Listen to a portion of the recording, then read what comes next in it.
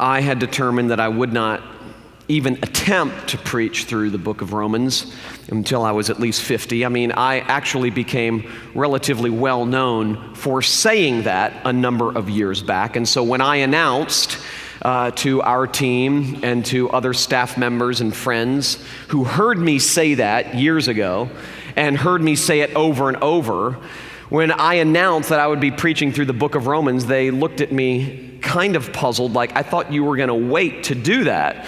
And I said, that was my initial plan, to wait. It is such a thick book. It is so important. It is absolutely foundational to the Christian faith. Everything Paul wants to say about God and sin and grace and salvation and all of those things are found here in the book of Romans. And so I just didn't feel up to the task.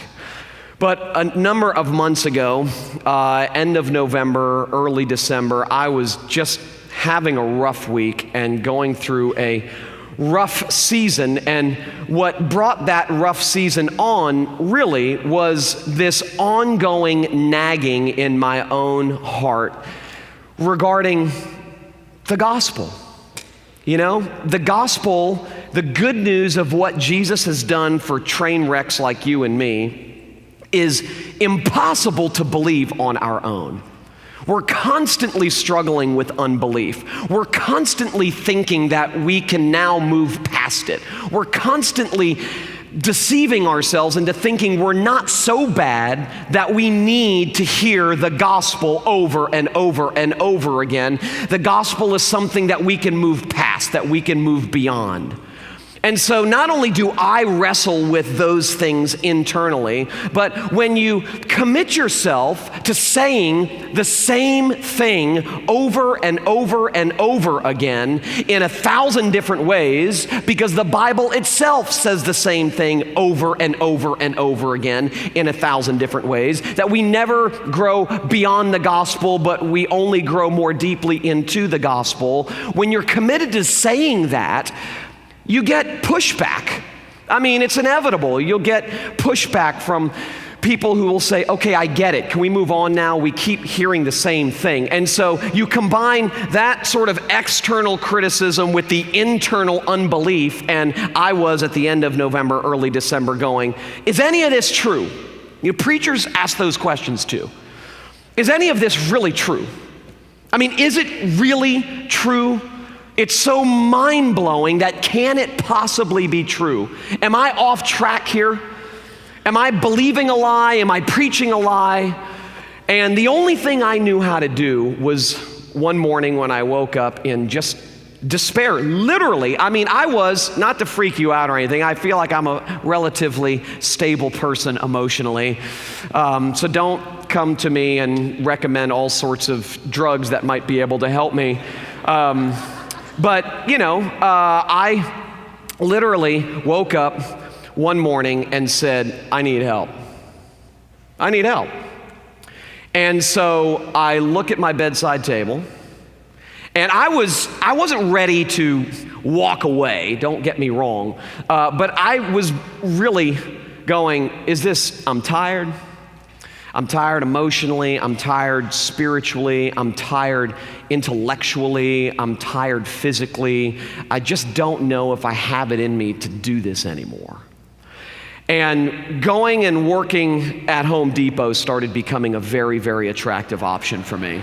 Even though I hate home, I was like, I wanted something so different that I said working at Home Depot was about as different from being a preacher as anything on the planet. And so I grabbed my Bible and I opened it to Romans chapter 1.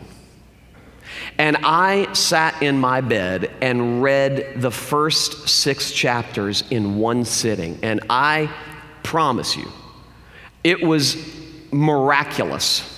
By the time it took me, maybe 30 minutes, by the time I had finished reading and gotten to the end of Romans chapter 6, I mean, I had been lifted out of the pit. The sunshine was shining bright back in my soul. I felt like I had been set free and rescued all over again. And it was in that moment that I said, I gotta preach through this book. For me, I have to go through this book for me. I have to prepare sermons and preach sermons from this unbelievable letter for me. And if it helps you, good.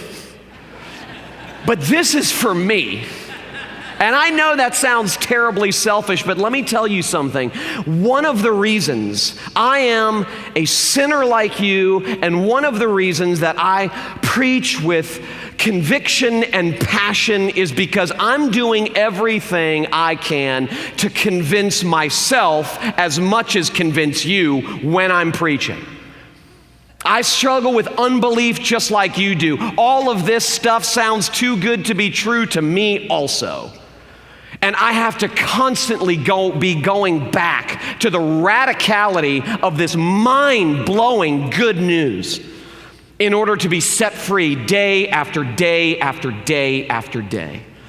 And so as I mentioned a couple of weeks ago when I was talking about the job description of the pulpit, what is the job description of the pulpit?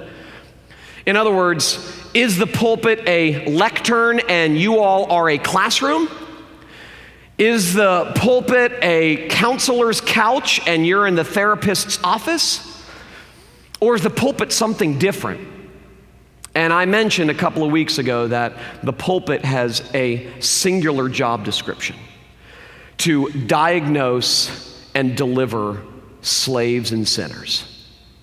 And there is nothing, in my opinion, there is no letter, in my opinion, in the Bible that so explicitly and clearly diagnoses slaves and delivers slaves, that diagnoses us as being sinners and then delivers us from our sin, like the letter, Paul's letter to the book of Romans. This is a sermon. In fact, I'll show you in just a few moments that this really is a sermon. Paul, who wants to go to Rome and has been, as he mentioned in what I just read, he has been prevented from doing so. He wants to go to Rome on his way to Spain. Spain is about as far away as you can get from where Paul's ministry had been. He is taking Jesus' words very seriously to take the gospel to the ends of the earth, and the farthest place he knows is Spain. And he wants Rome to be sort of a home base for him so that he can get the support both spiritually and financially so that he can eventually go to Spain. But he's been prevented from even going to Rome. And so what he does here is he introduces himself and says, my name's Paul, and this is the gospel. This is the gospel that I have been preaching. This is the gospel that I'm coming to you to preach. And this is the same gospel that I want to eventually make it to Spain and preach. So it's a sermon. It's not like 1st and 2nd Corinthians where he's addressing problems in the church that he's become aware of. It's not like Galatians. It's very similar to Galatians in its content, but he's not addressing a specific problem or a specific issue. He's saying, this is what I'm coming to preach to you. And since you can't hear it from me in person, I'm writing it down. When I get there in person, I'm going to say the stuff that's here. I want you to hear the gospel from me. And so what we'll discover as we make our way through this letter is that this really is one long sermon. This is Paul describing the foundation, the nature of the Christian faith. This is Paul diagnosing all human beings as sinners and slaves, and then announcing Jesus who came to deliver sinners and slaves. That's what he does here. That's what he does. And then when you get to chapter 12 and onward, he says, okay, I have diagnosed you. I have announced Jesus as the deliverer of sinners and slaves. And now I want to describe for you what the free life looks like. I want to describe, so it's almost, you could almost divide the book into 3 parts. The first part of the book is diagnosis. The second part of the book is deliverance. The third part of the book is description. That he's really describing what the free life looks like, what it looks like to love your neighbor. And he describes the free life really in terms of love. What does it begin to look like when you stop needing for yourself and giving your life for others? What does that look like? How does that really show itself in everyday life? And so Romans really is, as you make your way through the book, Romans is 200 proof good news. I mean, everything I love, everything I say can be found here. Everything that God has done to save me can be described here. Everything that God has done to save you can be described right here. This describes you. Paul, as I said, diagnoses you. By the time you get to the end of chapter 3, all of us stand condemned. I mean, all of us stand condemned. It doesn't matter who you are, church person, non-church person. You know, he describes all nationalities, all cultural backgrounds, whether you're religious, not religious, whatever. The human race is guilty before God. And by the time you get to end of chapter 3, you're going, I'm in trouble. I'm in big, big trouble. And then he begins describing the deliverance that God gives to sinners for free because of what Jesus has done.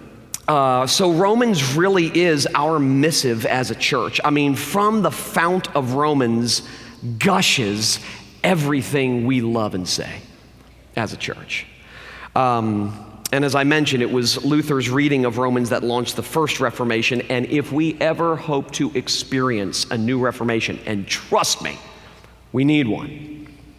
Lots and lots of Protestants today are sounding a lot like the Roman Catholics back in Martin Luther's day. You just can't say Jesus plus nothing equals everything. What will happen to society? What will happen to Christian people and non-Christian people if you simply announce it is finished? You can't say that. That sounds identical to the Roman Catholic criticism of Martin Luther back in the day. Identical. So we need a new Reformation, and if we are ever going to experience one, it's going to be as a result of getting back to the mind-blowing basics of Romans. But we have our work cut out for us. Let me read you, this may be one of the most descriptive, poetic paragraphs I have ever read concerning the book of Romans, written by a guy that I have quoted before and a guy that is now dead, but I have enjoyed many of his books, named Robert Capon. Listen to this, just poetic.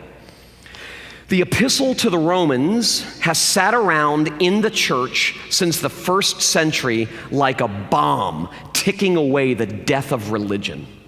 And every time it's been picked up, the ear-splitting freedom in it has gone off with a roar. The only sad thing is that the church as an institution has spent most of its time playing bomb squad and trying to defuse it.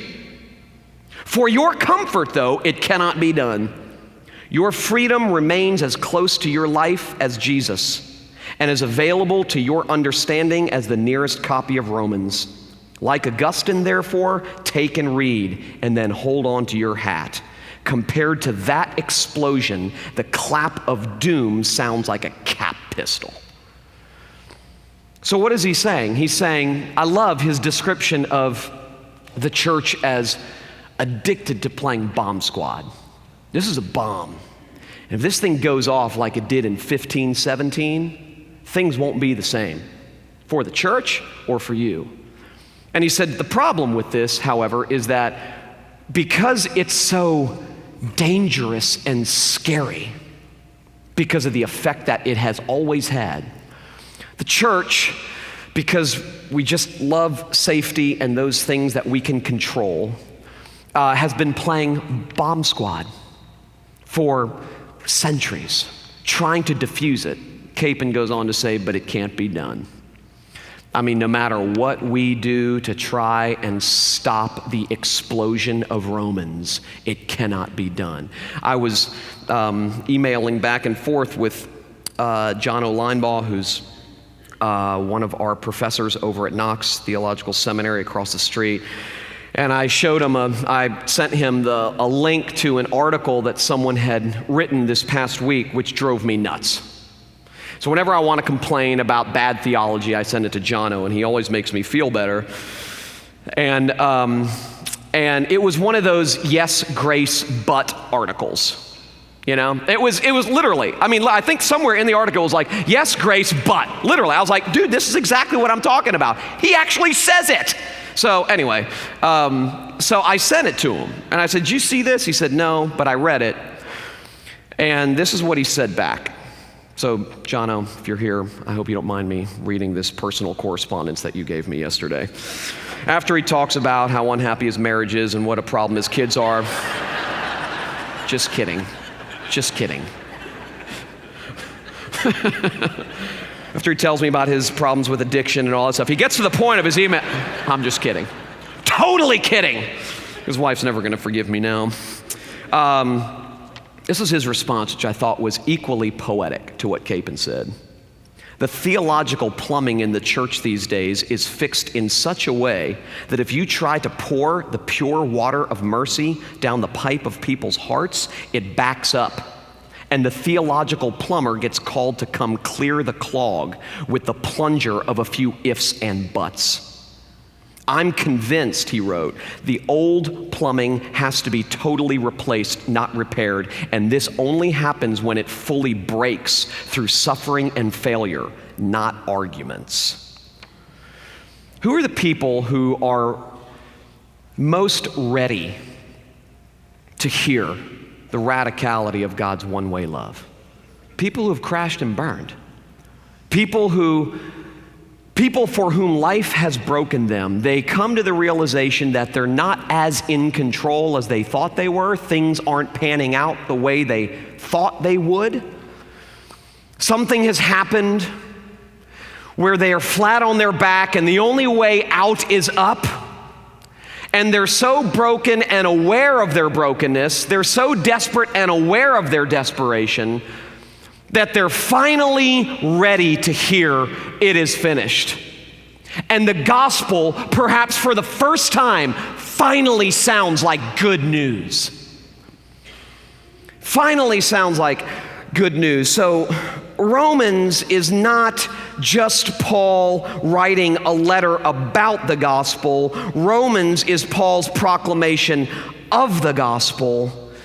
In other words, as I mentioned, it's a sermon. So, in these verses here, Paul identifies two things.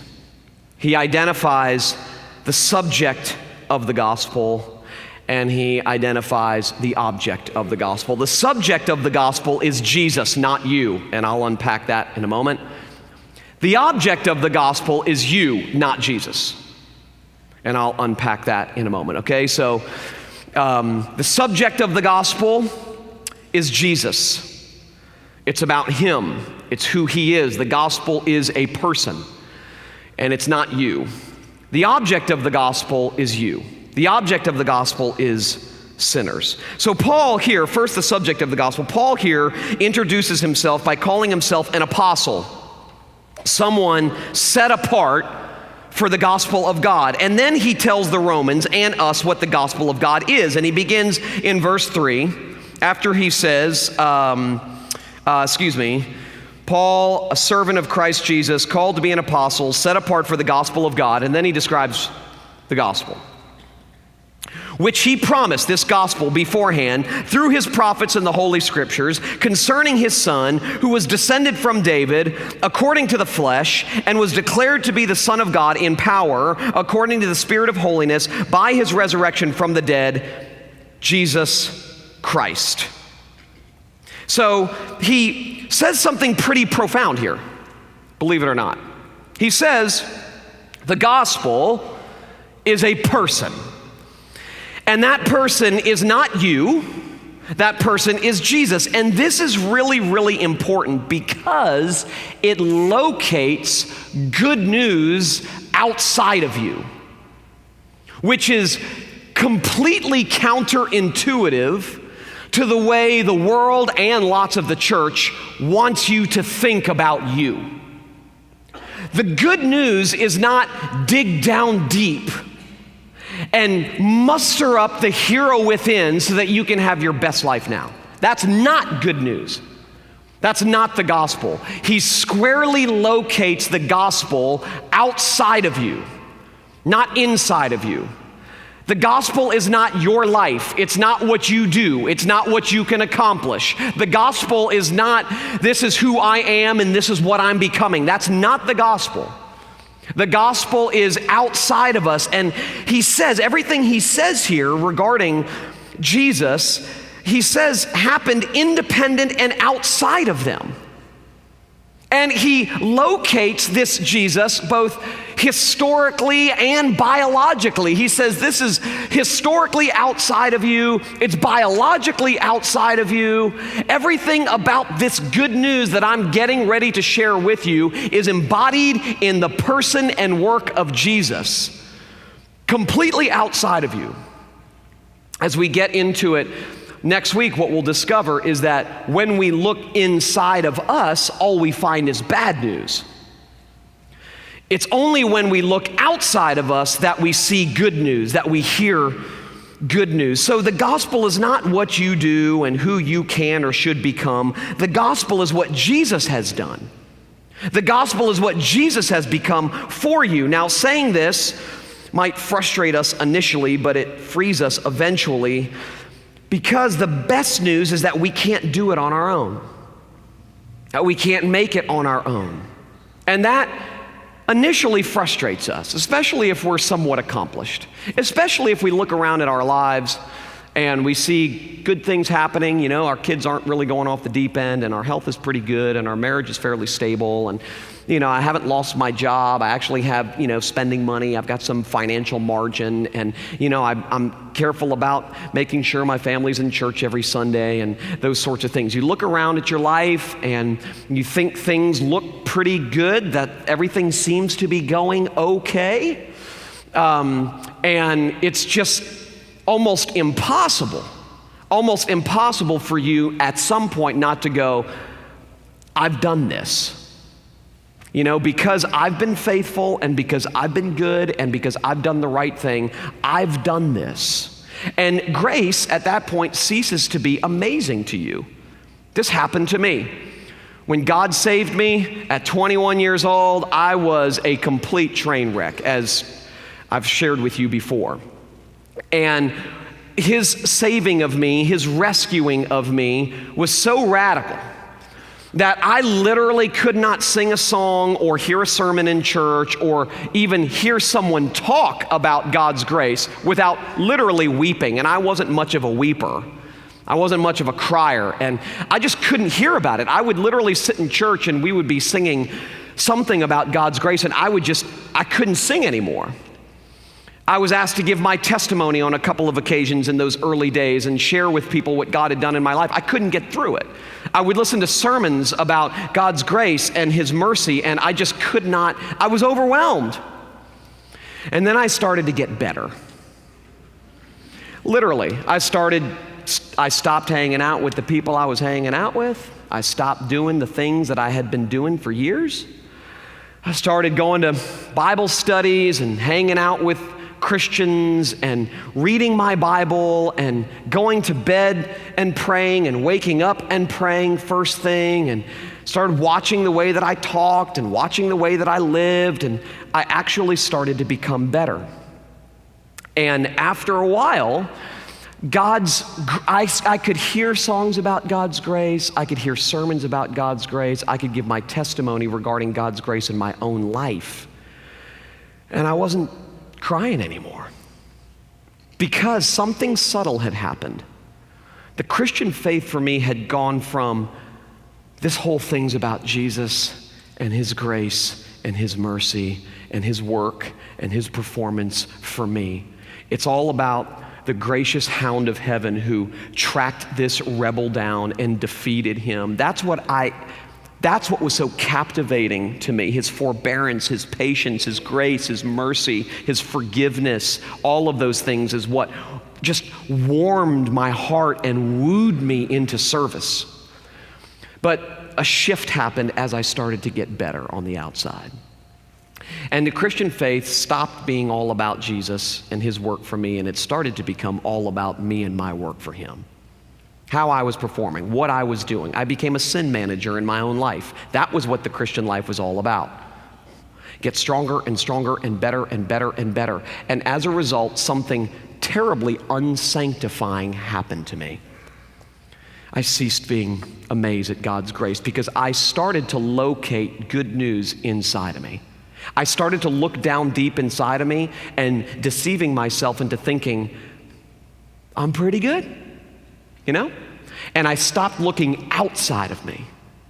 I stopped believing that I was desperate, and therefore I stopped believing that I needed deliverance each and every day. Because Jesus got me in, and I thanked him for that. Thanks for getting me in the door. I'll take it from here. Thanks for starting me out. I'll finish. That was the way my life had gone. Well, you suffer enough and you crash and you burn enough and your kids become teenagers, and all of a sudden you become reacquainted with desperation. You know, father dies, people leave you, things start happening, life isn't panning out the way you wanted it to, you make some bad decisions, you do some bad things. God has a way of reacquainting us with our desperation. And he does so that we can become radically reacquainted with his deliverance. Because that's where the freedom is. Freedom is not found in you're getting better, do it yourself. Freedom is not found in do-it-yourself Christianity or living. It's found in it is finished Christianity and living. That I am a desperate sinner and I remain a desperate sinner and he remains a delivering Savior each and every day. So saying that the gospel is not about what you do and who you can or should become is initially frustrating, but it frees us eventually, because the best news is that we can't do it on our own. We can't make it on our own, and this means that the pressure is off. Good news relieves you, and it lightens you. You know you've heard good news when it causes you to exhale rather than hold your breath and bite your nails. Too many people leave church on Sunday mornings holding their breath and biting their nails instead of going, oh, thank God. I've said this before, but if people leave church thinking more about what would Jesus do instead of what has Jesus done, you haven't heard the gospel. The gospel is good news, and it is intended to make you feel relieved. Come to me, all you who are weary and heavy laden, and I will give you rest. Sunday after Sunday after Sunday after Sunday. And the reason we need to get back to the message of Romans is because all too often, weary and heavy laden people who desperately need rest come to church and instead they get a to-do list. And the Christian faith becomes all about their Christian life and not about what Jesus has done. And it's only when we have been gripped, transformed by the doneness of Jesus' work for us, that we'll actually start loving God and loving our neighbor. Those things that we're actually called to do. We won't do those things if we're obsessed with ourselves.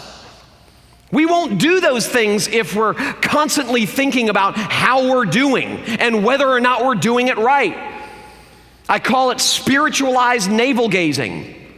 You know, spiritual narcissism. We're so obsessed with what we need to do and what we're not doing that we fail to identify the needs of our neighbors and serve those needs, which is what God calls us to do. So it's when our hearts have been gripped by done. And we realize everything we need in Christ we have. Now I can identify your needs and serve them, which according to Jesus is the fulfillment of the law. When I got the call back in November that Gabe, my oldest, had been in an accident, And some of you know about that. Dwayne Miller was gracious enough to take my call Saturday afternoon when I said, "You're preaching tomorrow, buddy. I'm on my way to a scene of an accident." When I got the call, I was working on my sermon Saturday afternoon. Gabe calls. He was home for Christmas break and calls, and he's hysterical. Can't even get a word out. And I'm like, "What's going on? What's going on? What's going on?" And of course, I feared the worst. And he said, "Something really bad has happened." And I'm like, "Oh my gosh." My mind was racing. And I said, "What happened?" And he could barely get it out, but he finally got it out. He said, "We got in a bad car wreck." And my heart just sank. I'm literally thinking, he's mangled, someone's dead. If he's this hysterical, something really bad has happened. But when he informed me on the phone that he and everyone else was okay, it felt like a huge weight had been lifted off of my shoulders. I mean, it was bad news that he got in an accident, don't get me wrong. But when you fear the worst, and then he gives you good news, everyone's okay. No one is hurt. No one's, there were some bumps and bruises on one person, but no one's really hurt. We're all okay. Nobody's dead. I mean, that was huge. You and I both know the impact that hearing good news has. And the church should be a place where good news is found in abundance. Preachers are called to be good news specialists. And when you've heard it, regardless of what people say, you know when you've heard it, because there is a sense of relief. There is just this sense that the heavy weight on my shoulders has been lifted. It's not as bad as I thought. Thank God. We've all been on the receiving end of that. My friend Justin Buzzard has said before, Christianity should feel like my chains fell off, not I better get it right. And for too many people, both inside and outside the church, Christianity represents I better get it right, not my chains fell off, my heart was free, I rose, went forth, and followed thee. It just doesn't feel that way. You know it. Regardless of what someone is saying to you with their mouth, you know. You know when you've heard good news. You know the impact that it has on you mentally and emotionally when you've heard it, when you have feared the worst, when you've gone in for tests and you have feared that the tests were going to come back positive, and you get the call and the tests come back negative. You know what that feels like. It's a huge relief. It almost feels like you've been given a second lease on life. You should walk away from Sunday morning feeling like you've been given a second lease on life. Every single Sunday. Because my job is to, every single Sunday, re-diagnose you and remind you that you have cancer, every one of you, and then announce Jesus, the great physician who came to do for you what you could never do for yourself, so that by the time you're walking out of here, you're going, I feel lighter. I exhale. I'm not biting my nails. I'm not, wishing this were true. I feel lighter. And that leads to a life of service, not licentiousness. And no, now I can serve me. You're not even worried about you anymore because Jesus has paid it all. So the gospel, Paul wants to make it very clear, is about Jesus. It's not about your improvement, it's about Jesus' imputation. It's not about your transformation, it's about Jesus' substitution. It's not about your progress, it's about Jesus' perfection. That's what the gospel is. Squarely located outside of you.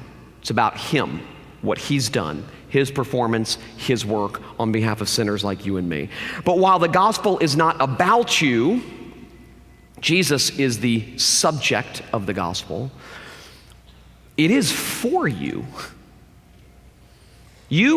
Sinners are the object of the gospel. Saying that the gospel is Jesus isn't enough, which is what Paul does here, which is in verses 1 through 4. He says the gospel is Jesus, but he doesn't stop there. just saying, well, the gospel is Jesus. It's not enough. In verses 1 through 4, Paul gives us a biographical description of Jesus, but then he transitions in verse 5 to 7 from who Jesus was to what he came to do, and specifically who he came to do it for. And I read that earlier when he says, beginning in verse 5, through whom we have received grace and apostleship to bring about the obedience of faith for the sake of his name among all the nations, including you who are called to belong to Jesus Christ, to all those in Rome who are loved by God and called to be saints, grace to you and peace from God our Father and the Lord Jesus Christ. So he goes in verse 1 to 4 to describing who Jesus is biographically. He's the content of the gospel, to saying what he came to do and specifically who he came to do it for. You see, there's a huge difference between hearing that someone you don't know got into a car accident and didn't die, which is good news, and hearing that your son got into a car accident and didn't die. There's a difference. I know that difference. You know that difference. It's not that you don't, when I hear about someone who got into a car accident and didn't die, I'm relieved. That's good news to me.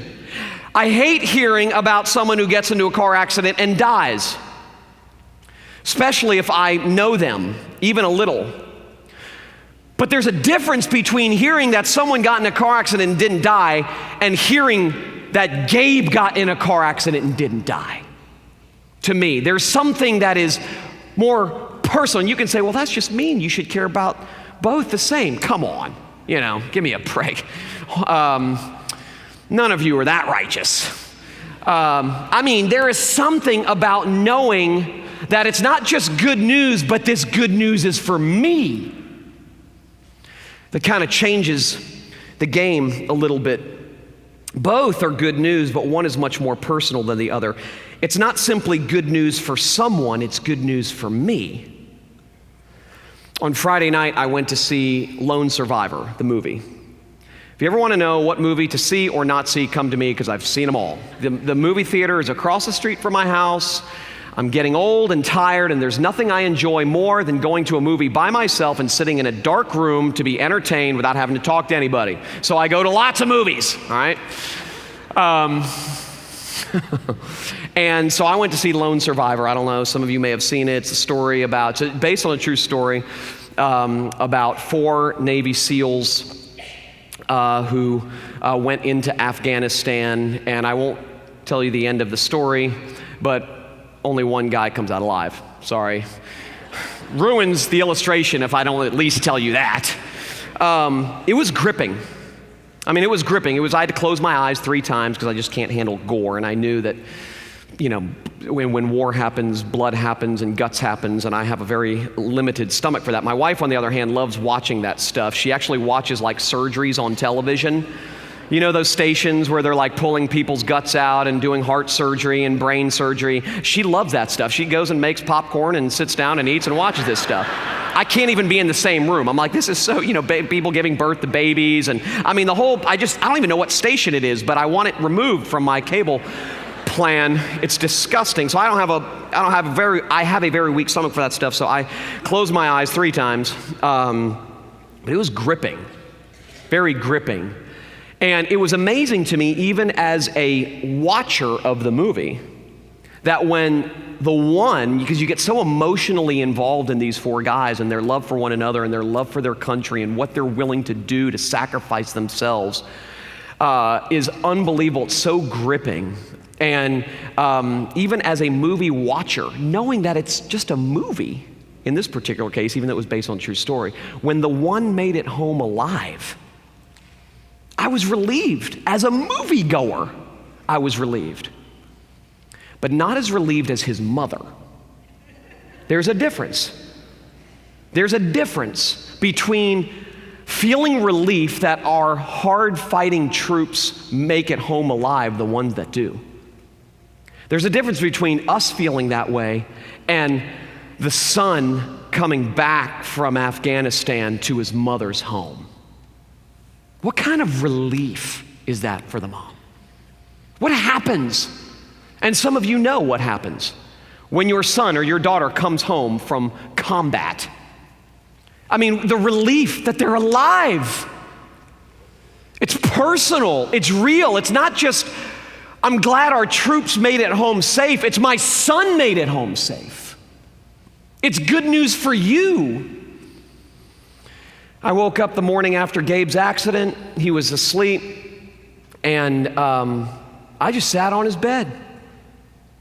I literally just sat on his bed and stared at him and thanked God that he was alive. It was good news to me that he was alive. Well, what Paul's doing here is he's saying the gospel isn't simply Jesus Christ. It's Jesus Christ for you.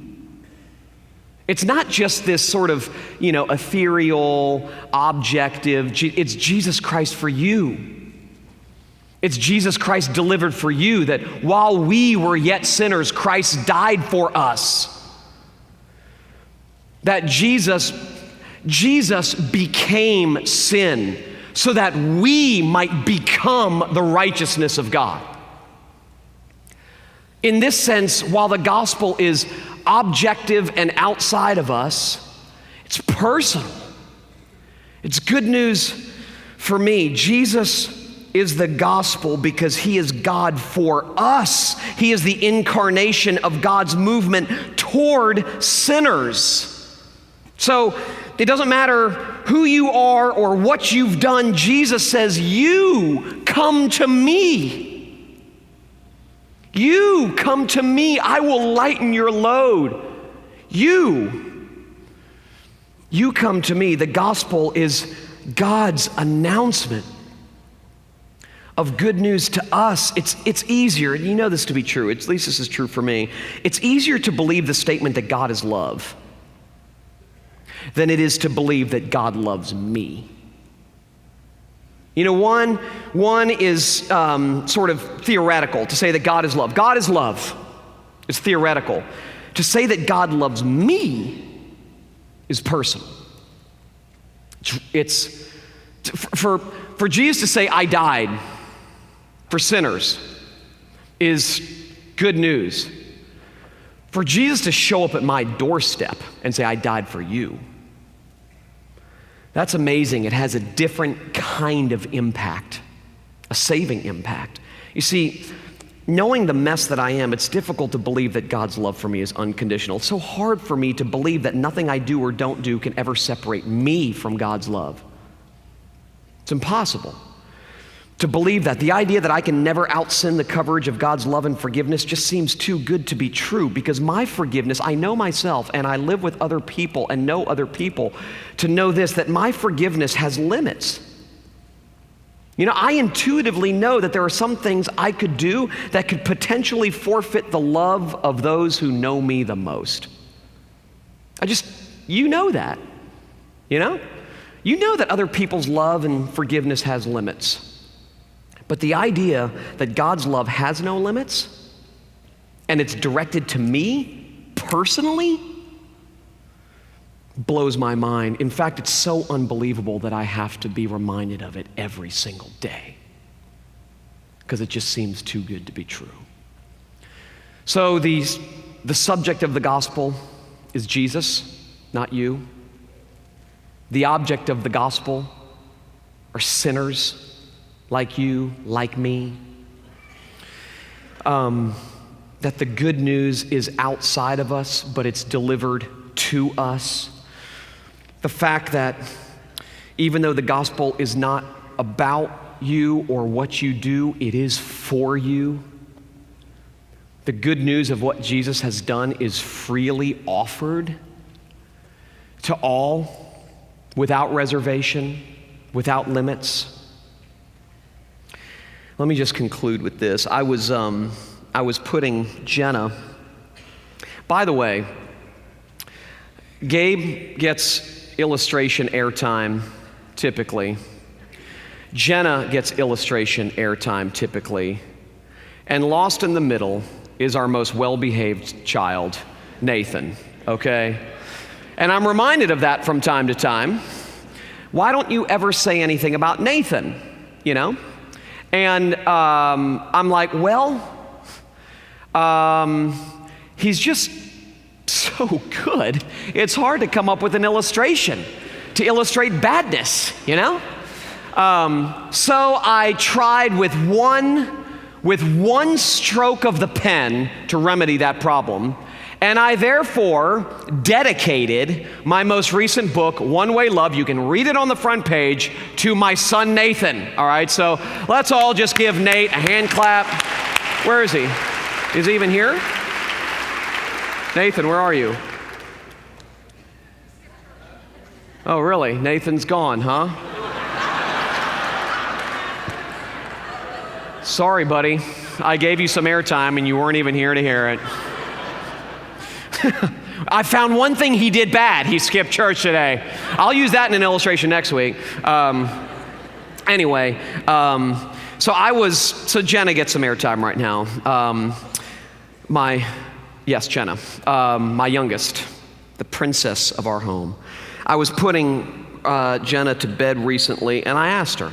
We read the Jesus Storybook Bible regularly when I put her to bed. And I asked her, honey, how do you think God feels about you? And her immediate response was very telling. Now, she lives with a preacher of the gospel, you know? I mean, if anyone should understand how God feels about her as a blood-bought child of God, it should be Jenna.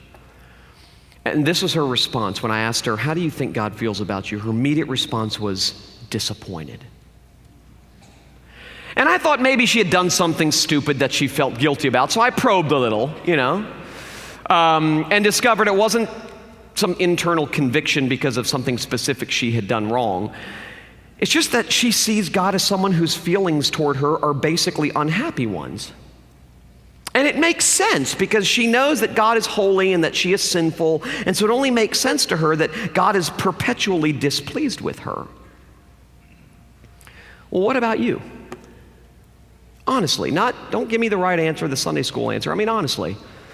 I mean, in your, dark night of the soul, how does God feel about you? How do you really think God feels about you? I think Jenna's answer reveals what probably most of us would say if we were honest, because we're aware of our sin, we're aware of our imperfections, we're aware of those things, and we're aware of God's perfection and his sinlessness.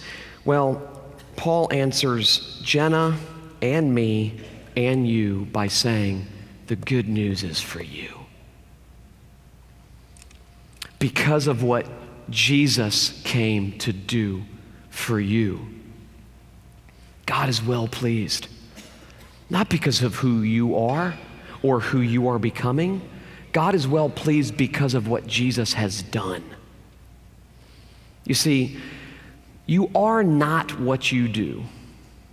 It's Immanuel Kant, philosopher, for those who are interested. You are not what you do. You are what Jesus has done for you. And because of what Jesus has done for you, because he has given you everything you need to be right before God, God is well pleased. Jesus came for bad people, not good people. He came for the sick, not the healthy. He came for the unrighteous, not the righteous. He came for sinners. He invites sinners. He receives and loves sinners because the gospel is God's announcement that in the person of Jesus, the bad get the best, the worst inherit the wealth, and the slave becomes a son because of what he's done, not because of what we do. Let's pray together.